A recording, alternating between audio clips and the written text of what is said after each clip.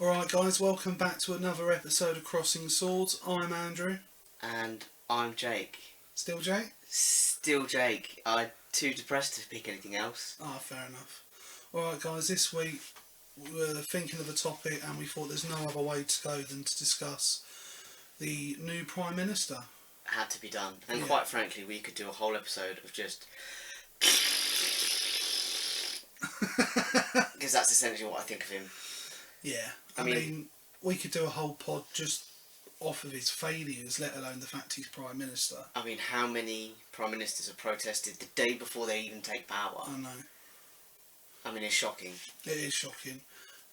So what we're going to discuss today is the fact he was elected leader of the Conservatives, therefore the Prime Minister, his cabinet appointments, what we think that means going forward. We're going to run through those people as well and say what we think of them. Just a few highlights. Yeah, nothing massively in depth, but we'll also, I think, wrap up with what we think it means going forward as well.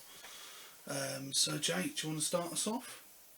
Where should we start? With the cabinet or with Boris Johnson's titillating career? I say start with the cabinet first. You start with the cabinet? Yeah. Okay, well there's a few obvious ones to start with. Sajid Javid, who was Home Secretary, is now Chancellor of the Exchequer. Sajid Javid is Home Secretary who saw more terror attacks than any other Home Secretary, more violent crime across the country than any other Home Secretary, or a steeper rise. Yeah, it's been a joke. And he's now in charge of the money. Yeah. All promising. Yes. All very, very promising. I'm really excited. Any thoughts on Sajid Javid? First of all, thoughts on his parents. Why would you call him Sajid if your surname's Javid? No, do you know what? I don't mind that. Child cruelty. I'm on board with it. I mean, I imagine he was bullied a lot. Probably why he's a prick now. Well, they say he's quite likeable but robotic. He doesn't look like him. He looks weird, doesn't he? Yeah. Can't judge him on his looks though, but we can judge him on his performance on his history, in his previous roles, which is he has no success. Much like the Prime Minister, but... Much like Boris. Well, here's the thing, okay, so Boris, and we'll get into Boris's shortcomings in his previous positions. Yeah. But let's just look through, because it's almost like he's picked a litany of people who are just like him. So, he's appointed as a Home Secretary, and I'll make sure I get a name right, Priti Patel. Yeah. Who had a previous cabinet position. But she was the International Development Secretary. But she was forced to resign because she had secret meetings with Israeli officials. Yeah, brilliant. So it was either resign or Theresa May was going to sack her. Secret meetings with another government. Yeah. A Middle Eastern government, whether we want to, and Israel. Quite a contentious place. Yes. So, and our relationship with them has never been absolutely particularly perfect. Gavin Williamson, who's now Education Secretary, is in charge of your kids, for God's sake, your children, who used to be the Defence Secretary. And he was sacked for leaking classified documents. Yeah, just misplacing files all over the place. Yeah. And that man is now in charge of your children's future. I mean, we say leak, I just don't believe you can... I mean, you can't misplace them is what I mean. Do you know what I mean? Now, and I said, here's an interesting one. So, I mean, you can misplace them. What? Classified documents? I'd like to think if I was given classified documents, I'd look after them. Well, it's Gavin Williamson's proven it. You got your phone, you got your keys, you got your classified documents. It's easy to miss one. Yeah, which one have I forgotten today? I feel like I've forgotten you're like, something. oh, god damn it, where did I leave those? Honey, where are the classified documents? Easily done. It is easily done, apparently. Just in the same way that it's so easy to... Israel calls, you're not thinking, you pick up the phone. You go out for dinner. You go out for dinner, that's innocent. Yeah. I'd go out for the Israeli officials if they called. I might. Yeah, see what they like. Might be good folk. Then he's also appointed Esther McVeigh as Housing Secretary, or, Housing and Communities and whatever the title is, who, it was under her, she sort of headed up the Universal Credit. Yeah, and that's been a resounding success. Huge success. I mean, I read an article the other day that single parents are now turning into prostitution, or more and more turn into prostitution to get the money before Universal Credit pays in. Really? Yeah. Bloody hell. Big success. And the thing is, and this is clever from Boris, because you go through this and just talking very briefly about their histories and what they've done, and you think, he's not that bad, is he? No. He's not terrible. You look at all these. He's like, he's alright. He's no worse. Unfortunately, he is. But no, with universal credit, just touching on that quickly, when I first heard about it, I had no idea what it was, and basically what I got told is instead of, like, for example, if you get housing benefits, the council paying it for you to your landlord, you have to do it yourself. But what that means is the people with the least in the country are being given control of their money, having no ability to control money most of the time, and are being expected to pay their rent when they're going without other things like food and not being able to feed their children. Yeah, so what are they going to spend the money on? Who'd have thought that would go badly? It's just, as soon as I heard about it, I was like, that just makes no sense whatsoever. Also, these are some of the most vulnerable people, because it's not just people who are... Some of them might be... without jobs. Alcoholics. Some of them have got, mental health problems. Some of them are not capable of doing these tasks. No. And that's why they're on benefits job income allowance or whatever it's called. Normally it's stuff like employment support allowance, because they can't work. Support allowance. And it took such a long time and they're still fucking it up. They're still cocking it up. Yeah, they People are still waiting months for their first payment. If the universal credit dispute any of your claims, or they say you've got a problem, they stop all of it. They stop it, and while you fight it, and even if you're proven right and there's we made a mistake, it can take months to fix. Oh God! And you're without anything for months. Yeah, well, my fiance, one of her neighbours, there's a dispute on her benefits, and they've now stopped all of it. Yeah. Not just her employment support allowance, her housing benefits, everything else, her disability benefits, and she said it can take 6 months to a year to resolve it if she appeals it. Exactly. Which she has to, so it means for 6 months to a year she has to go with no food, not be able to pay her rent, not be able to buy food. It's just ridiculous. It's times like this I wish we had a soundboard so that we could ring in a round of applause for Estimate of A for her brilliant work. On universal credit. And now she's in charge of housing in local communities, which is, I mean, really? Kick them while they're down. It's really Plus also it's worth noting Estimate of A was around when the Windrush scandal really took force. She was around for the Windrush But scandal. also, to be fair to her, it really took off when Theresa May was Home Secretary. Well, let's get really into it, because the one who had to bear the brunt of it, the one who got kicked out over the Windrush scandal, Amber Rudd, Work and Pension Secretary. Yeah. She's in Bojo's cabinet. Yeah. And I think also, just to quickly touch on it, that this is part of the problem, is me referring to him as Bojo. Yeah. We don't take him seriously. No, you're not calling him Mr. Johnson. That's how people get into power. You go, oh, look at him. He's harmless. He's not. No, he's not. Look at this. And this is just... I mean, there are so many cabinet positions. Some of them are bullshit, made up titles. But there are so many... Like, by the way, the... what's it called? The Chancellor of Duchy of Lancaster. Which is basically the whip's office. Yeah, I mean, there is an official whip. And then there is, like... basically, he's going to be doing the dirty work. Yeah. Which, let's be honest, when you look at his face... you picture him doing dirty work. Or isn't he the one that's done cocaine in the past and things like that? Oh, he admitted to doing cocaine because he thought it'd make him cool, I think. Yeah, but he voted for cracking down and giving harsh sentences to drug addicts and alcoholics. Yeah, because they're not cool like him. No. Not cool. On my Gove, by the way, when he was running for PM, he had my favourite shot of any politician ever, the small clip of him, of all the politicians outside his house, sort of waiting for him to come home, and he's in like his running gear, and he comes walking around the corner as casual as you like, and as he looks up and sees, and you can literally see the cogs turning. Yeah. He sees the journalist, and then starts jogging. Yeah. He kind of like, oh, shit, just casual. Whoa, it's exercise time, baby. Pathetic. Yeah. Absolutely pathetic. Couple more that I really want to touch upon.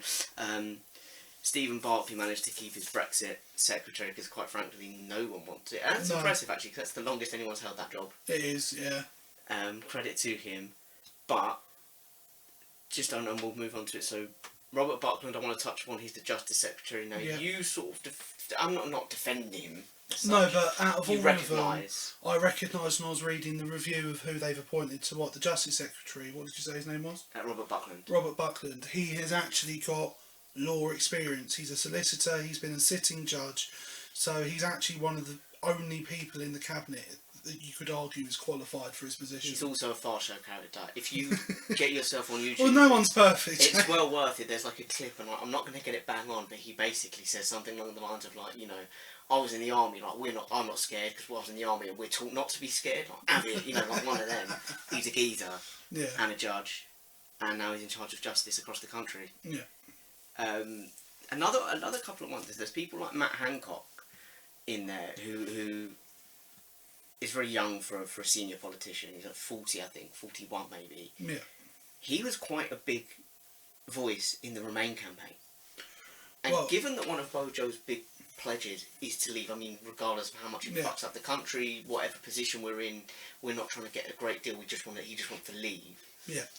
It's interesting to have such a big Remain campaigner in there. Well, the thing I found fascinating, having looked at the people in the cabinet, there's about 6 or 7 or 8 cabinet members who, before 10 days ago, were avid Remain voters and have now suddenly decided Brexit, and especially no deal Brexit, is the way forward. It's amazing what happens when you're offered a higher position, isn't it? Yeah. Now there's 3 more I want to mention. 3 more. Well, I'd look, to be honest as well, I should say, I'd throw away all my principles for a bit of power. I'd like to think I wouldn't, but who knows? I would. I'm quite open about it, and in many ways that makes me quite trustworthy. And you're very open about your dishonesty. Worth a very senior honest position. About your dishonesty. I'm very honest about my dishonesty. 3 more I want to run down. 2 of them quite quickly. One of them we'll get into it. So Jacob Rees-Mogg, the most despicable wanker on the planet, leader of the House of Commons. Yeah. Shocking. He's an absolute. He's reprehensible. Just look at him. He's not human. It's that voice. Do you know what I mean? And he was cool once. He once got interviewed by Ali G. He got mugged off by Ali G though. Everyone got mugged off by Ali G. True. But he really did get mugged off, and deservedly so. Yeah. There's the second out of the 3 that I want to talk about that snuck under the radar is Boris Johnson has appointed his little brother. Joe Johnson. Jojo. Voted Remain. Yeah, he has been quoted as saying that leaving the EU will be disastrous, no deal would be even worse. He's been an avid supporter of a second referendum and has been appointed in the cabinet of his brother. Wasn't it business and industrial strategy and something? Business, energy and industrial strategy, because they all go together so seemingly well. Synergy. I mean, it's proper buzzwordy, isn't it? Yeah. It's proper 80s business buzzwords. He believes in synergy. No, but I mean, the only defence I could make for him is that this isn't his first cabinet position. He was in Theresa May's cabinet, but he resigned over her approach to Brexit. Which actually was a lot more favourable to the country than Bojo's approach. Yes. But he's his brother. Would you give your sister a position? If you were Prime Minister, would you give your sister a position in the cabinet? Absolutely not. No? It's not I'd give my brother I mean, first of all, I'd be worried that I was Prime Minister, that I'd somehow got myself into that situation, that people actually believed I was capable of doing that job. I'd vote for you, bro. Oh, I appreciate that. I think you're the only one. I don't know if I'd vote for me. I disagree. I think guys, when you're listening, tweet us. Hashtag vote yes, PM. hashtag vote no. Would you vote for... Hashtag big for PM. Would you vote for Big for PM? Big's Andrew, by the way. We've never addressed that. Yeah, my name is Big to all my friends. It's an ironic thing. Yeah, I mean, I am huge. That's what I've heard. Yeah. That's anyway. what I've heard. But also, if we're calling Boris Johnson Bojo, do we have to call Joe Johnson Jojo? That's what I say. Yeah. In which case, you got Bojo and Jojo. He's just the guy who sang. That sounds like a really shitty cartoon, doesn't it? He's just the teenage girl who sang "Leave," and that's all he's going to be. Ironic, considering he wants to remain. Now that is some poetic shit right there. Someone get that on record. And the last one, if I'm correct, that you want to talk about is one of the worst politicians in our country. It's not just the worst politician; it's the worst appointment. Yeah. It's literally when you talked about Robert Buckland and the fact he's been a solicitor and he's been a judge, and it sort of makes sense for him to be Justice Secretary. This makes no sense. No. The appointment is former Brexit Secretary Dominic Raab as Foreign Secretary. I mean, where'd you start? I mean, if you want to know what all you need to know about Dominic Raab, I tell you to Google James O'Brien tears apart Dominic Raab, and he goes over all of the really nasty things that he's been caught saying over the years. Like he went on a television debate and basically said people that use food banks have cash flow problems, they're not poor. Didn't he slag off the disabled as well? Yeah, he said trying to support and provide for people who are disabled. Oh, it's a pipe dream or something. It's isn't it? a childish wish list. Childish wish list. That's a quote. That is a quote. To put money into the NHS, look after the disabled and elderly, people with serious diseases and things like that, people who are basically less fortunate than the general public, is a part of a childish wish list. Yeah, and that's him covered quite well as a person, I think. Yeah. But then you think, Foreign Secretary, so you're like, this makes sense. He's been Brexit Secretary, so he's had to get a good understanding of our relationship with Europe, with what we can offer to the world, with what the world can offer to us, with our importance in the world, with the relations that are needed to make these things happen. But you'd be as far from that as possible. As far as possibly, really. Yeah. Didn't understand the importance of the Dover-Calais. No. Genuinely, he was like, to our it's economy. nothing. We don't need it. It's like, it's literally one of the biggest import-export set points for trade from the UK to the continent. Yeah. And then he went there was an important meeting he went to as Brexit Secretary. Absolute highlight. To discuss the Irish backstop and the issues that surround that.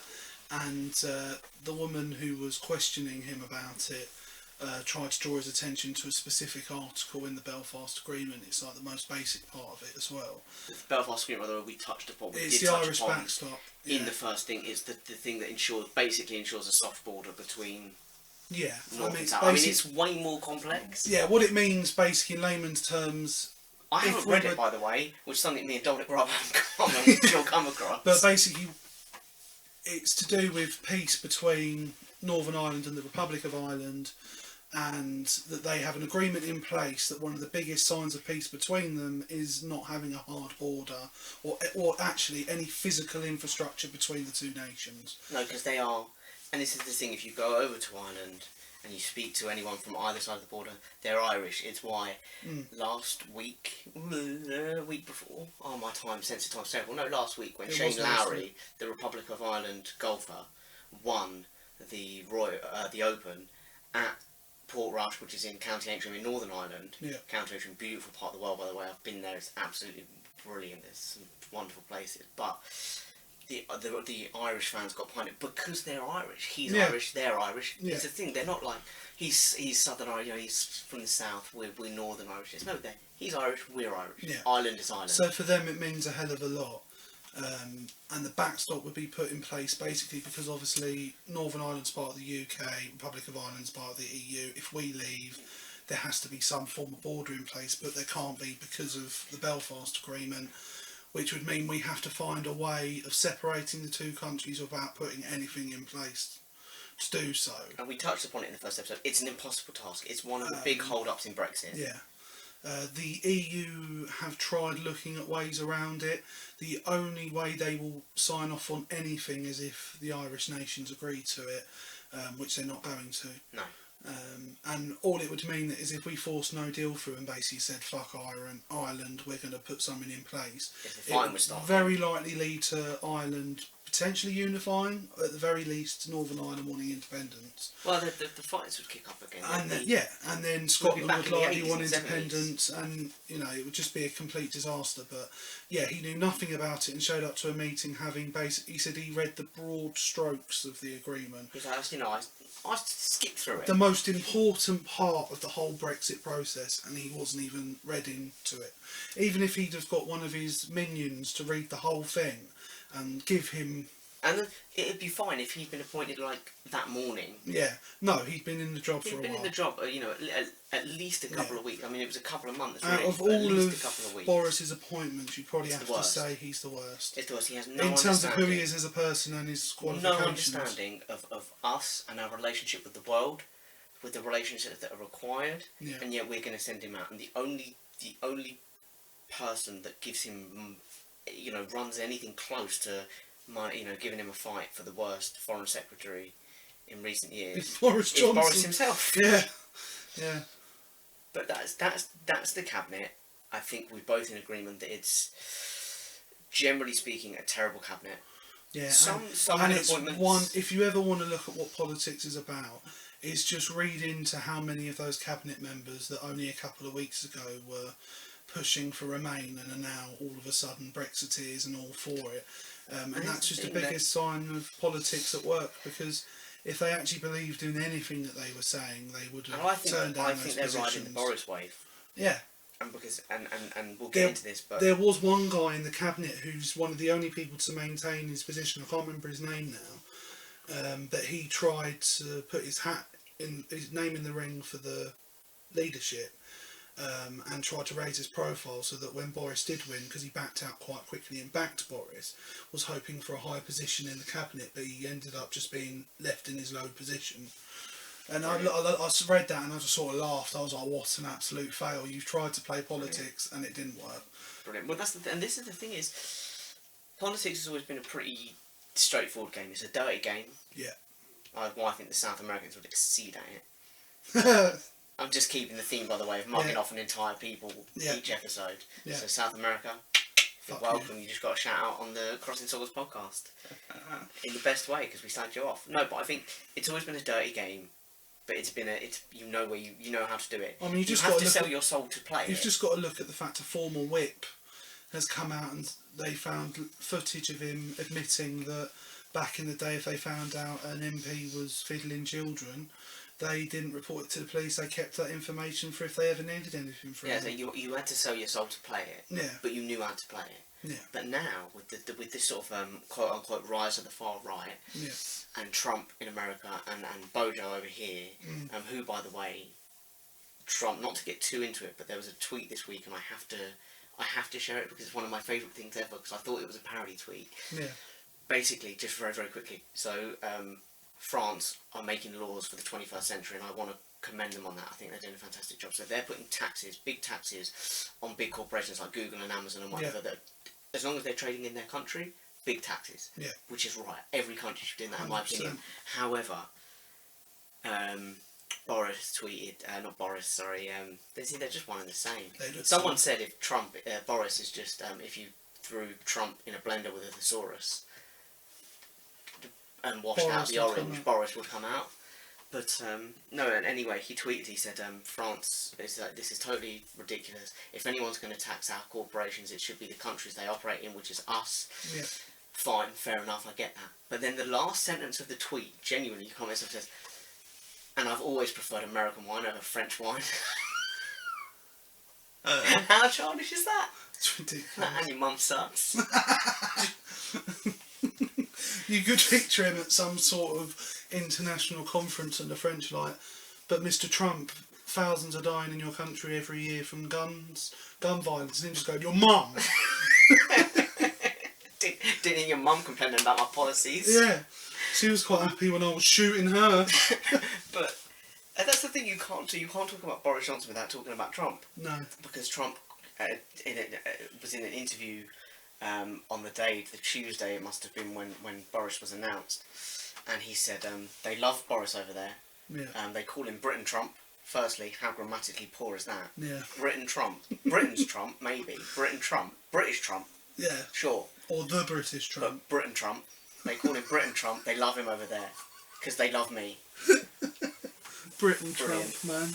And to prove him, in keeping with Trump's track record of being bang on the money and completely correct in everything he says, Boris then faced, on the Tuesday, protests.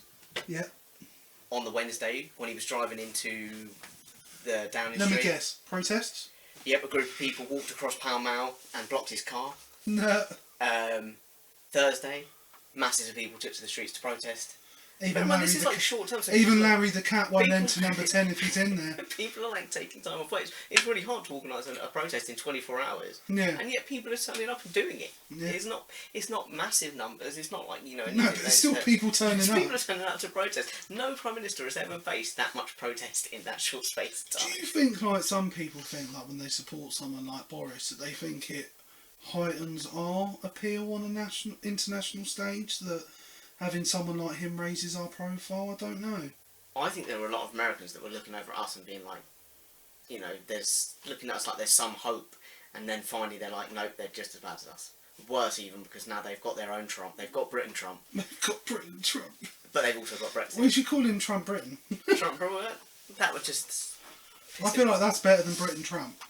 Everything's better than Britain Trump, but apparently that's what people are calling him. Tweet us, by the way, if you're calling him Britain Trump. If you've ever called him Britain Trump, Please let us know. Let us know. Also, tell us what you would call him. Yes, absolutely. What would you call Bojo? PG preferably, but we'll laugh at any swear words. Oh, fuck 'em. Bring them all in. So, I think, on that note, should we now start discussing the man himself? Yes, but quickly, I'll just get back to my point, because I've tangented a lot. Yes.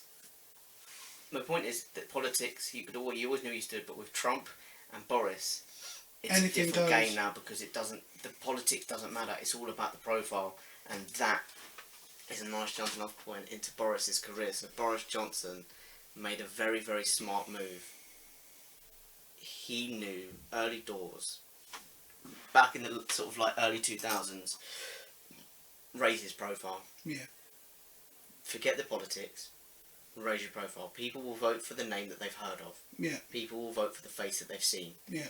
Regardless of what you're bringing to the table, regardless of what you've brought to the table. Yeah. So he got and that's proven true. A semi-regular spot on Have I Got News For You.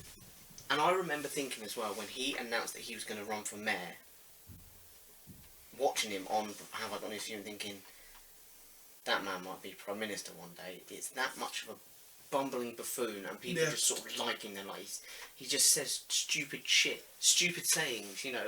Oh, you know, I think, you know, we should rise like the wind takes the sand to the west, you know. And it's like, what the fuck does that even mean? Like, what the fuck are you talking about? So he's just throwing out buzzwords. He is just a walking thesaurus. He just says shit, and people are like, yeah, okay. Yeah. And this an interesting thing as well is talking of raising his profile and creating this image, this character on the topical show, The Last Leg. Yeah. They've revealed that he, just before the cameras rolled, as the VT was playing, as well. he just rustled his hair. Yeah, they said he showed up. He was very well spoken. He was well put together. And then when they told him there was a minute to go before it went live, or they started recording, they said he messed up his phone, he messed up his tie, and then started bumbling. Yeah, and it's worked. Yeah. I mean, he's the fucking Prime Minister. Yeah. Jesus motherfucking Christ. Yeah. It's some House of Cards level shit, to a degree. It is sort of, but worse. Yeah.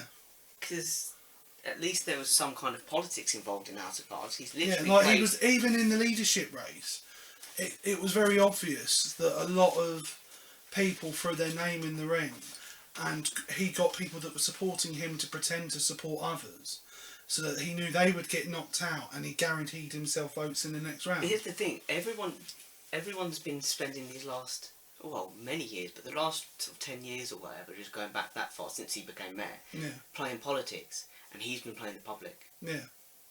And that's where he's won. You know, every silly moment like that gif of him absolutely trampling a Chinese kid playing rugby.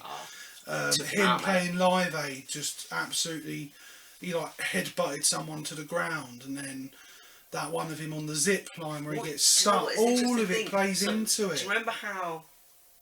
and this is the clever thing, right? Because...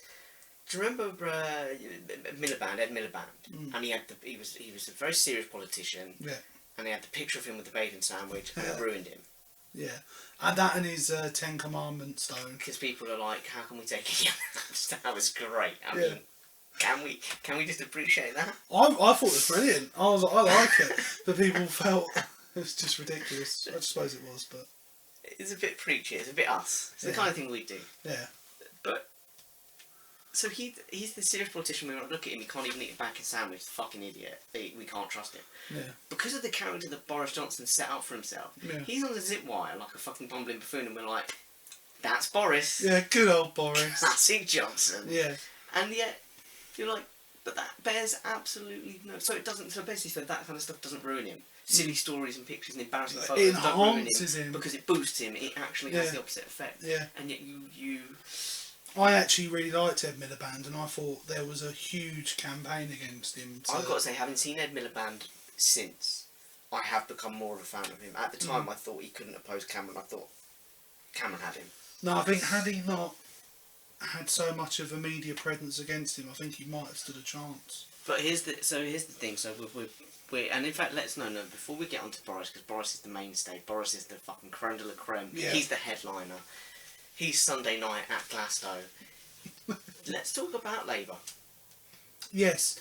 So, like, I was actually saying before the podcast to Jake, whilst researching more into Boris and his cabinet appointments, I suddenly thought to myself, well, where's Jeremy Corbyn in all of this? So, like, there is obviously a movement there outside of Boris's, I don't know the way to phrase it, but there are people who dislike him, and you could build on that. Well, any decent... You say there are people who dislike him, so again, just sort of going back 10 years, just going back to when he became mayor, there have been, or just a little bit more than 10 years, there have been 3 prime ministers now who have come into power without a general election, who have come into power because their predecessor stepped down and they won the leadership. They stepped up. Gordon Brown, Theresa May, Boris Johnson. Yeah. Theresa May and Gordon Brown, there was opposition, people didn't like them, and obviously they didn't like the fact that they'd been voted in by the party members rather than by the thing, or they'd just taken it through, natural succession rather than an election. There weren't that many protests. No. Bojo. There's actually been protests, Proper protests, because of what's on the lines on. I think that's the stakes of Brexit. For me, I think the point I was going to make about Jeremy Corbyn is, if you have someone with the profile of Boris, and you could argue the charisma of Boris and all of that, you need to combat that. So for me, why hasn't Jeremy Corbyn been on every radio show, every TV programme, calling him out on all of his nonsense, all of the crap he spouts? But he doesn't. No, do you know who it took to call him out on it, and unsuccessfully, admittedly, was Jeremy Hunt. Yeah. During their one TV debate. Yeah, I mean, me and you were sat there texting each other while watching. I text you to tell you, ask if you were watching the debate. It was the first televised debate between Hunt and Bojo, and I had a very low opinion of Hunt at the start of the debate, and by the end of it, Hunt for me was. I thought Hunt would be fine in the role because I thought he's May. He's someone who's made tough decisions. Yeah. You don't like him because those decisions were bad for us and whatever, but he has made tough decisions. So in the position we're in at the moment, I think he's fine. Although she flamed, but what I liked about Hunt was he actually answered every question. One question that he answered, where it was a simple closed question, yes or no, and he answered yes or no, and then there was this pause where he was like, shit, I can't just say one word. He's like, I've got to say more. And he just started saying stuff almost for the sake of saying stuff. And it's like, but that's what you should. If it's a closed question, yes or no will completely fucking suffice. That's fine. Yeah. Boris didn't answer a single question, and Hunt sat there the whole time. Well, there was one, do you support LGBTQ rights, wasn't it, or something? Yes or no. And Hunt, no, in fact, that was the one, and Hunt was like, yes. Yeah. I think it's very important. Like, and there's like this pause of like, but that was the question, yes or no, and he answered it. And then Boris bumbled about for a bit, and then eventually, well, yes, of course I do. Yeah, because he was like, answer the question, answer the question, answer the question. But throughout the whole thing, Hunt answered every single question he was asked, honestly. Like, when asked about how would you handle the Brexit situation going forward, he was honest and said, look, we're in a tough position. The EU may not negotiate with us going forward, but I will try. I've got experience in negotiating, so I feel if I do get the chance, I could make a success of it. But if not, he said, I don't want no deal Brexit. I think it is the worst outcome, but we have to prepare for... And here's the thing with Boris's bumbling. You, as the listeners, as a general public, me, Andrew, can any of us honestly sit here and discuss any of his policies, other than the fact that he is dead set on leaving on October 31st? Yeah. Because he's very vague, he doesn't answer any questions, but he's even more vague than a normal politician. Yeah. And he just gives us this, I said, these little sayings and phrases, and we go, oh, classic Boris. Well, but you don't know that. All we know is that he's dead set on leaving.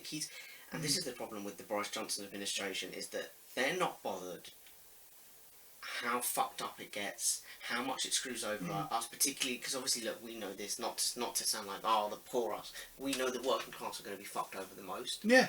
Doesn't matter if the middle classes get fucked over. His whole thing is, if people want out, let's play to the people, let's get out. Yeah. That's it. Screw the repercussions. I mean, there's even talk of him shutting down government. Proroguing it for that period, so that they can't block it, so they can't block it. But I believe that has been stopped. There was a vote in Parliament to prevent it. The problem Here's the problem, though. They're now on their summer holidays. Yeah, well, this is... Parliament shut.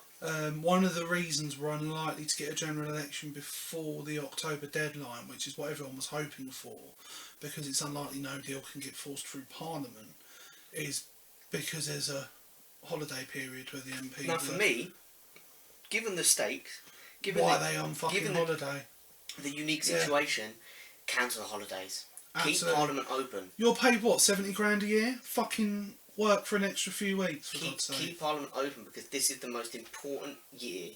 Okay, if it, it's been extended for a couple of years. This will be a defining moment in British history. British history, and it will have repercussions that reverberate for the next 100 years. And that isn't an overstatement. I know it's not as heroic or anything, but it's almost as big as the war.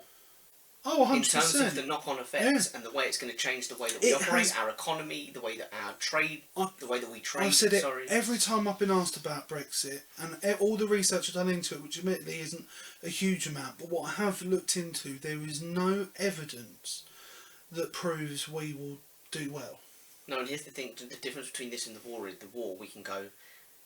it was us, it was the working class, and the middle class as well, don't get me wrong, but it was the working class that went out on the front lines, and they sacrificed it, they fought it, and it's like, god damn, well done them. But because this has all been fought by politicians who are despicable and unlikable, it hasn't got the same gravitas, and it doesn't feel like it's got the same impact, because we're not behind it in the same way, but we should be behind it. My overarching issue with everything is, who was that environmental group you were telling me about? Extinction Rebellion. Extinction Rebellion. Someone put a flag for them up in our local park, and there was a big thing, a debate going on Facebook about it, and people were arguing about climate change and is anything going to improve. And I sat there reading it, and I thought to myself, well, do you know what? No, nothing is going to improve, because the problem is we can sit here and debate policy and everything like that, but nothing will change if people keep voting in people like Boris Johnson, Donald Trump, people like that. Nothing is going to change, because people are bought over by rhetoric, buzzwords and Rule Britannia. It's... Yeah, absolutely. But speaking of Boris Johnson, let's quickly run through Boris. So it's very clever. Raised his profile as an MP in Henley, which is a nothing. No, I'm mugging off Henley now. I've done South America. No, let's leave Henley. But he's just an MP. He's getting himself on all these shows. He's getting mostly have I got news for you? Which, let's frankly, we should take them off them at Paul Merton, and Ian. I can't think of his name. That's really insulting. I like him as well. They should be taken to one side and given a damn good thrashing for the work that they did to boost Boris's profile, because none of them could have seen. No. He's the editor for Private Eye, for God's sake. I can't think of his name. But anyway, Paul and Ian should be punished. Yeah. But then he announces he's running for mayor. Yeah. And do you know what? Gets in, because Ken Livingstone's, he's a bitter old man. Who's, every time he started doing well, he screws himself over. And so this nice, innocent, bumbling buffoon naturally takes over. But this nice, innocent, bumbling buffoon went to Germany and spent money on water cannons, like a fucking child in a shop who was like, oh, yes, let's get The only slight defence at the time, there were riots happening. There were riots happening, but Andrew, you tell me, what was the outcome of those water cannons? Well, they ended up being illegal to use. Yeah. And we sold them at a loss, I believe. Yeah. And was that a new law that was introduced that stopped them being used? No, it'd been in place for a long time. Yeah. It's almost as if I could picture him in Germany being like, oh, I've got away with these, whatever it's was. But Boris, they're illegal to use. He's like, shh. They look pretty. He got the Boris buses in, the sort of more environmental buses, which are great in the sense that he got parts of it built. Styled buses. He got parts of them built in Dublin, in Ireland, which boosts that sort of English-Irish relation, which is great. On the face of it, sounds absolutely fantastic. There can't be anything wrong with that. You're wrong. They all had to be recalled because he had his hands in the design phase, and none of those buses, the upstairs windows, didn't open, so they all had to be pulled back and redone. Brilliant. Who'd have thought it? This bumbling buffoon couldn't design a fucking bus. But that's not the only thing, obviously. No. Then there was the Garden Bridge. Yes. Which took... And this is actually invested, so there was a bigger budget, but we actually spent 10 million of private money and 43 million pounds of public spending on a bridge that never fucking happened. It never made it past planning. No, never made it out of the design and planning stage. If you don't know what the Garda Bridge is, by the way, it was going to be a pedestrian-only bridge across the Thames. Yeah. That was very eco-friendly, very grassy, lots of trees. Sounds great. And it would have been lovely, and they'd have been able to close it off and put private functions there and stuff, and brilliant. Yeah. Never made it past planning. No. 50 million quid in, and we never even got through the planning stage. No. Another fucking win for Boris. Yeah. And then you were saying about all these things that were bleeding money. Yeah, so for example, I can't remember the name of it, but in like the Olympic Village thing, Yeah, the little settlement that we had. yeah, there's like some giant weird metal structure that's a slide. Yeah, like a big helter-skelter thing. That costs us money every week to maintain. We don't make money off of it. The cable car, the Emirates cable cars that go over the Thames, they cost us money. We don't make money. I went on off it of once that. for a gimmick. No, I've never even been on just it. For a gimmick. When I've seen it, like when you go past in a train when you're going over the Thames, you look at it, I'm like, I was a little offended why? that I had to pay money to go on it. Do you know what I mean? When you get your Oyster card and it's like the regular bus fare, and I'm like, that's not worth a bus, is it? No. I could have walked across the river. Yeah. And it's You've London, enjoyed it like more. it's fucking miserable. You don't get that much of a view. No. And also in that part of London, in East London, you don't get much of a view. No. They're gentrifying it now, and it might be nicer. In the future, but yeah, at the moment it makes no money. And then the Boris bikes, which everyone lauds, cost us money. We make zero money from the Boris bikes. Now, you could argue with that one in particular. It's more about cutting emissions. And exactly, so you can write that one health. off. But in terms of literally everything Boris has ever done has either cost us money, failed, or just been a downright embarrassment. But it's like every time it happens, people go, oh, Boris, you silly sod. Absolutely. And then we move on to his next step, Theresa May, who's obviously against her. He becomes Foreign Secretary. Now this, I felt, was a brilliant fucking move from Theresa May, because it did one or two things. Either, and this is what I thought when she appointed him, I thought, fucking Boris, that bumbling buffoon. Well, it's either going to do one or two things. It's going to show up his ineptitude and his bumbling buffoonery, and people go, what a fucking idiot. And it'll ruin his profile. And it'll ruin him, it'll cut his profile, and she won't have to worry about it, because he was challenging, when she went for the position, you know, he was like, oh, you know, I'm not going to go, because the time wasn't right. Yeah, he realised the support wasn't quite there. But I thought, or he actually does a good job. He raises his game rises to the challenge, and he proves to be a decent politician. Yeah. Well, actually, none of those happened. I would say his biggest failings was there's a teacher, Nazanin Zaghari Ratcliffe, who has Iranian family and ancestry, and was over in Iran, and got arrested and charged of, you know, secret journalism. Yeah. Which she denies. And then he went on live on TV, didn't he? And basically said like, she's been giving journalism lessons in Iran. She was giving, you know, even if it was something innocent, like, even if she was, she doesn't deserve this. It's like, why would you say that?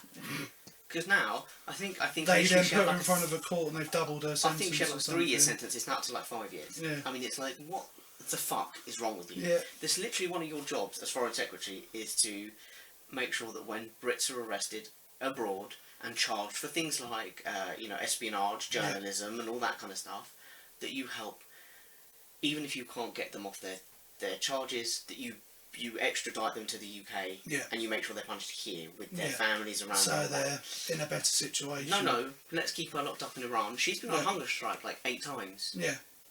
Because of the conditions. Her mental health has been stated as taking a serious turn for the worst, and I'm 100%, and don't get me wrong, 100% blame Boris. Oh, because if he hadn't have interfered, she'd have been out. She'd be out by now. Yeah.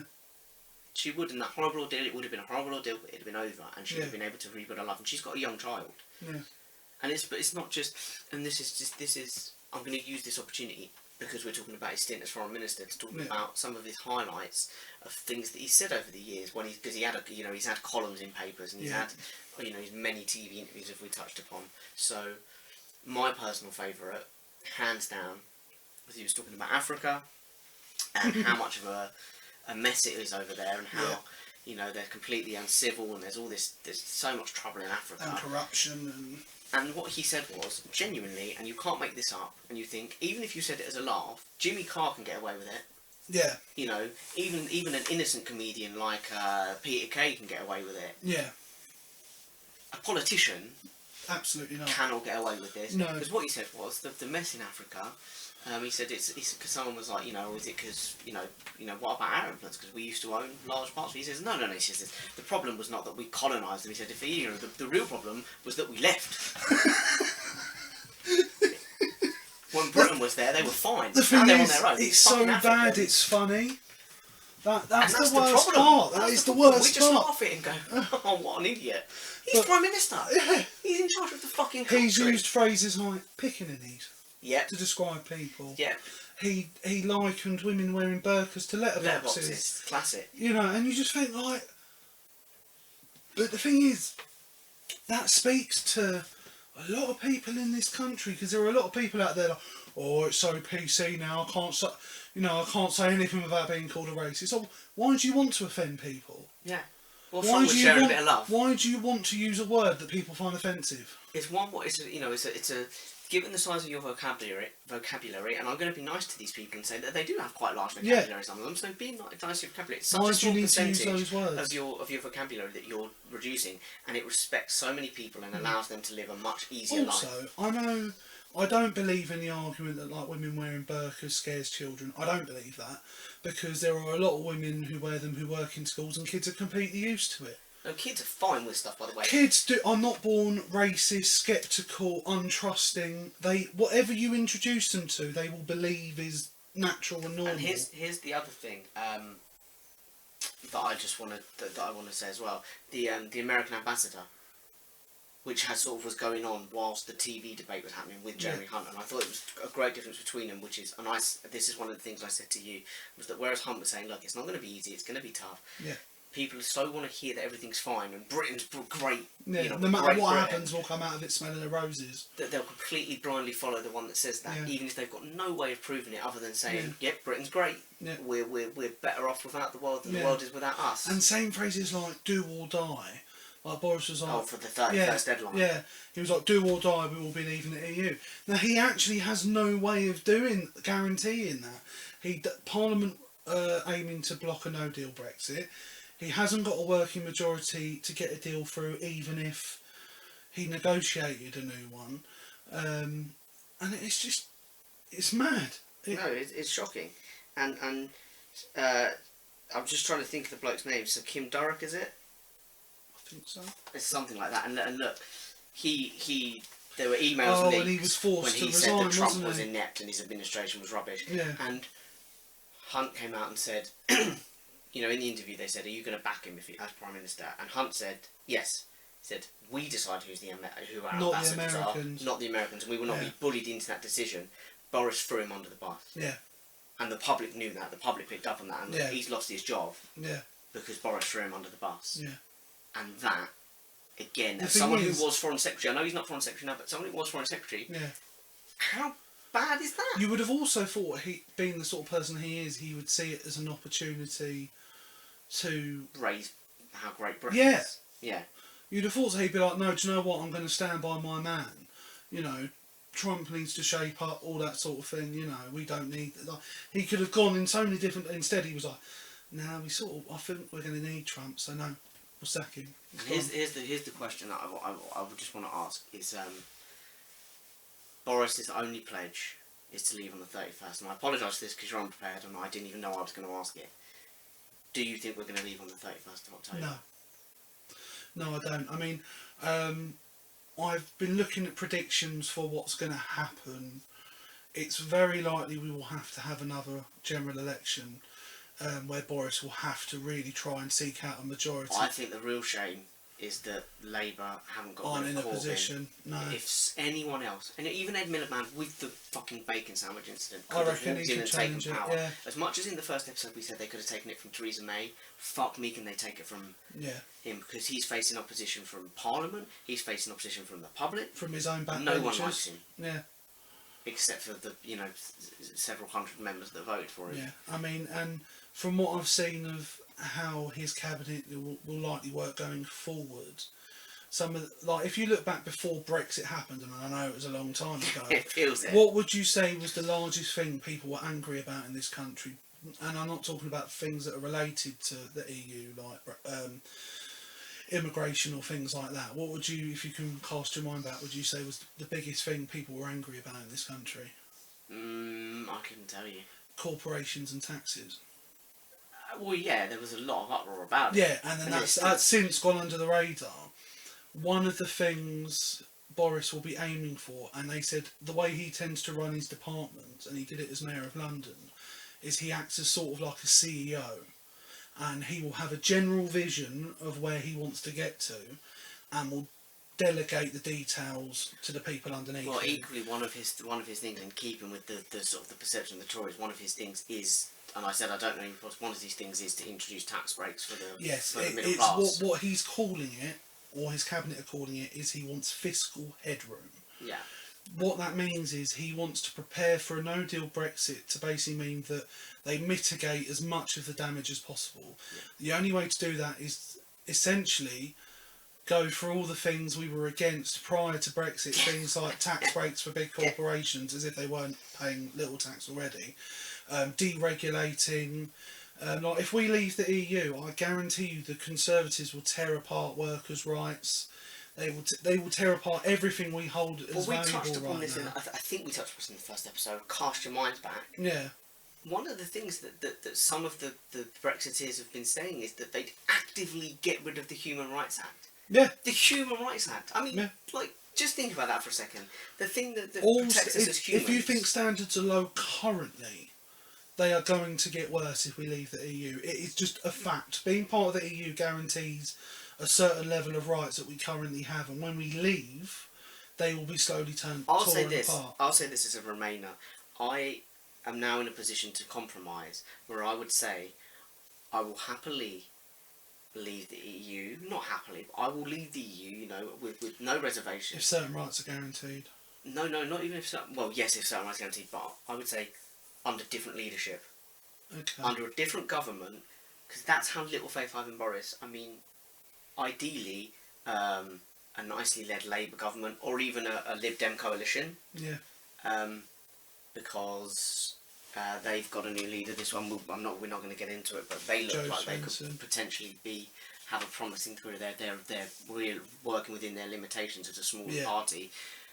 But literally, I mean, none of the Tories. I mean, we said this when they were doing the run up to who was going to put their name in the hat for the leadership. None of them. But potentially someone like out of the Tories, potentially Matt Hancock, Rory Stewart. I think would be quite happily. Anyone who wants to get to know Rory Stewart a bit more, there's a podcast called Full Disclosure with James O'Brien, and he done a really good interview on there, and he actually gives his opinion on Boris Johnson, where when he's asked is Boris dangerous, there's dead silence for 11 seconds while he tries to formulate how he's going to word it. Yeah, without just saying yes. Yeah. Because he is. Listen, if he was mayor and he bought water cannons that were illegal, what the fuck's he going to do as PM? Yeah. Because now he gets to make the laws. But basically, going forward, what's to come to expect from this current government is tax breaks for the rich, less tax for big corporations, and they will try and tear apart rights to make ourselves more attractive to if you're working big corporations. Which I imagine all of you, listening, certainly most of you will be, you're in for a really, really tough time, because you know what, your wages, as they have been for years, your wages aren't going anywhere, and the price of everything is going to shoot up. If anything, wages will go down. Yeah, wages won't go down, but your hours might be cut, because they can't afford to pay you in certain sectors. The price of everything's going to go up. You're going to be royally fucked up the arse, and it's going to be by the big bumbling clown. He doesn't look like a rapist, but he is going to fuck all of us. Yeah. Seriously fuck all of us. And if I could protest, I would protest. I'm not sure what it would achieve. No. And actually, when you look at how bleak things could easily turn out to be, you can see why that environmental group has taken to such extreme measures. Because eventually you get to a point where you're like... Yeah, climate change is something that obviously splits the public, and people are like... But you know, no, but I'm talking in general. If you're passionate about a subject, no, but the climate change is a sort of split club. But this is like, you know, when you think Boris of is Boris actually right. This is do or die. This really, I mean, yeah, it's shocking. But guys, as always, at Swords Crossing on Twitter. Yeah. CrossingSwords19@gmail.com. Crossing Swords _podcast on Instagram. Crossing We're on Swords YouTube. on Facebook. Crossing Swords on YouTube. Comment on the videos. Share it. Subscribe. Rate it. Yeah. Please share our posts. Yeah, a lot of people liking the posts and not sharing. Please do share them. And I know it seems beggy, but please do. And the only way we grow and can keep doing more content is that we get more listeners and you know, grow it. And we need to do that. So please support us in doing that. And because you matter, you make a difference to the podcast. Yeah, we really enjoy doing this, and we can't keep doing it if the listeners aren't if there. no one's listening. Yeah. So just share it, and we need to get people. We need to get people listening who don't know us, who've never heard of us. Yeah. So if you just keep sharing it, you never know, someone might give it a listen, and then they share it, and people that they know that you don't know will end up listening to it, and that's how it needs to spread. Yeah, no, please do. But also, as usual, you know, podcast ideas, same rules. If we've just covered it recently, we're probably not going to cover it again. But yeah. Please do send us some suggestions and let us know what you think. You know, we've already covered. Look, let us know. Would you vote for Big if you vote? Would you vote for Andrew if you ran for Prime Minister? And what would you call Boris Johnson? Yeah. You know, as opposed to Britain Trump, what's the alternative? Yeah. Let us know on Twitter, on Insta, on Facebook. Trumpania? Trumpania rules the waves. There you go, that's what it is for me. That's Trumpania. There's our new catchphrase. There's our new theme. Yeah. But let us know.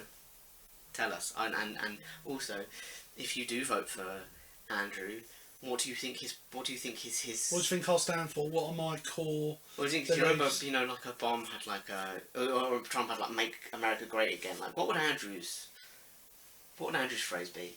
Andrew's not going to tell us. You're going to tell us. No, do you know what? It'd be, I'm bringing sexy back. Yep. Yeah, that's my tagline. Sexy bombshell. And we hope we don't get sued. Goodbye, guys. We love you. See you next week, hopefully. Mwah.